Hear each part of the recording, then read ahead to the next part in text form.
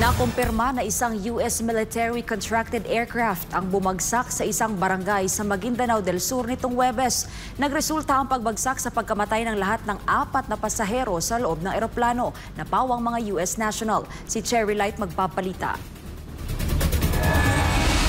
Kinumpirma ng Civil Aviation Authority of the Philippines o CAAP sa pamamagitan ng US Embassy sa Maynila na bumagsak sa Barangay Malatimon, Ampatuan, Maguindanao del Sur nitong Huwebes ang isang Beechcraft King Air 300 na may registration number N349CA. Umalis ang eroplano mula sa Cebu patungong Cotabato City para sa isang aerial survey nang ito ay bumagsak.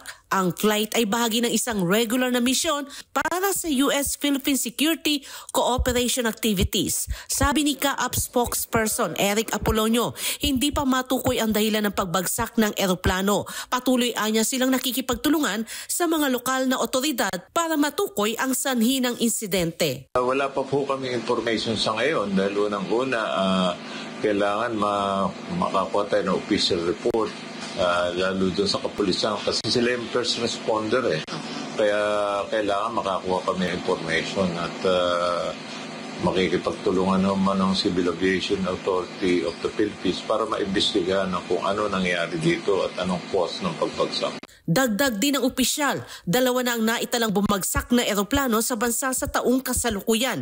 Nitong nakaraang 2024, 4 lamang ang naitalang eroplano ang bumagsak sa iba't ibang bahagi ng Pilipinas. Marami rin anyang factors kung bakit bumabagsak ang isang eroplano base sa mga nakikitang resulta ng mga investigasyon ng CAAP sa mga ganitong insidente. Karamihan ng dahilan nito ay ang human error, engine at kasama na rin ang weather. Well, accident happen maraming factor. Minsan weather, pag palaging maraming bagyo, posibleng mas mataas ang number of aircraft accidents. Para sa Diyos at sa Pilipinas, kung mahal, Cherry Light, SMNA News.